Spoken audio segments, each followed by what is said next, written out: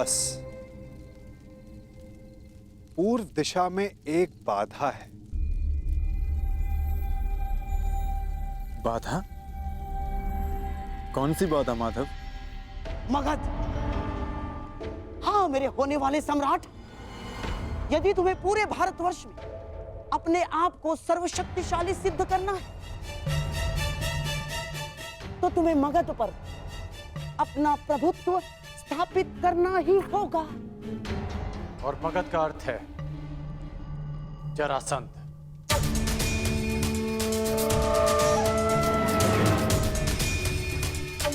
ठीक कहा आपने अंगराज। मगध का अर्थ है जरासंध, आपका भूतपूर्व मित्र और वर्तमान शत्रु। हाँ, और आपको कदाचित ज्ञात नहीं होगा, उसने आर्यव्रत के 100 राजाओं को बंदी बना लिया है और अब वो उनकी बलि की तैयारी में है। 100 राजाओं की बलि? हाँ, 100 राजाओं की बलि।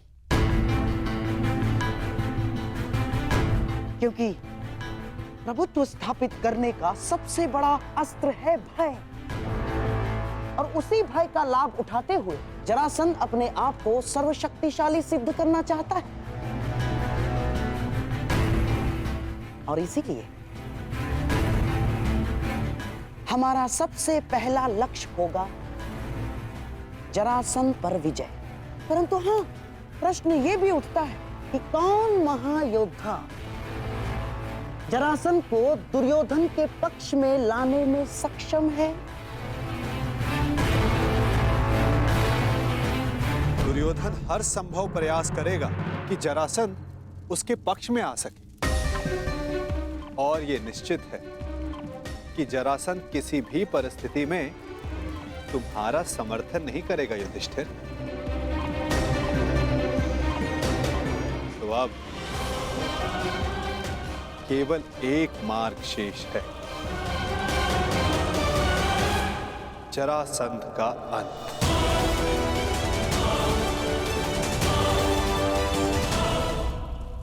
अर्थात आप उसका वध कर देंगे माधव? युधिष्ठिर, यदि जरासंध का वध मेरे हाथों होना होता तो मुझे 18 बार उससे युद्ध करने की आवश्यकता नहीं पड़ती। जरासंध का वध किसी और के हाथों लिखा है।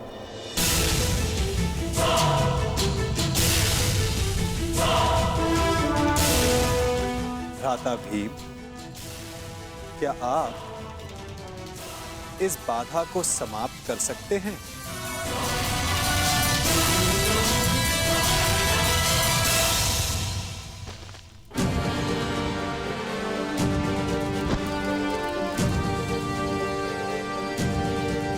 उत्तम।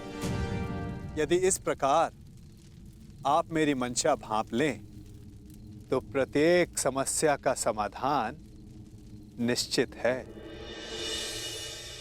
मैं वासुदेव की मंशा जानता हूं। वो किसी भी प्रकार जरासंध पर पांडवों की विजय प्राप्त करने का प्रयास करेंगे, परंतु तुम चिंता मत करना मित्र।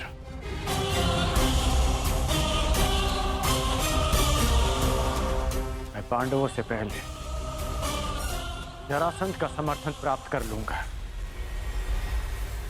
और इस भांति आर्यवत के 100 राजा भी तुम्हारे पक्ष में आ जाएंगे।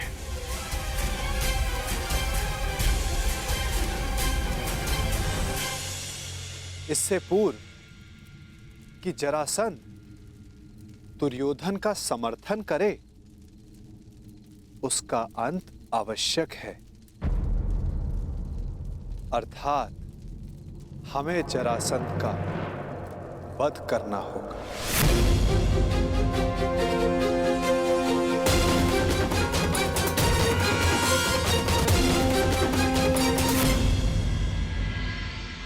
महाराज जरासंध की, महाराज जरासंध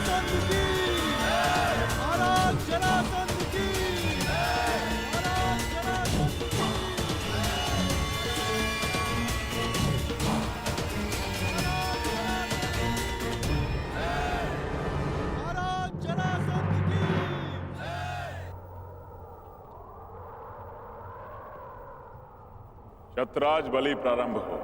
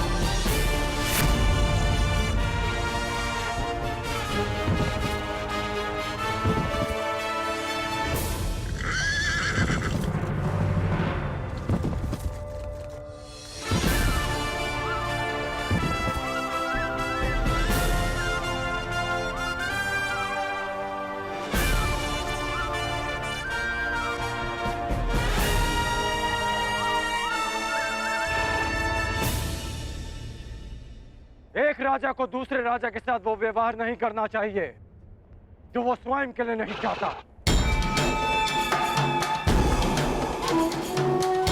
मुझे जब भी तुम्हारी सहायता की आवश्यकता पड़ी, तुम एक बार मेरी सहायता करने अवश्य आओ।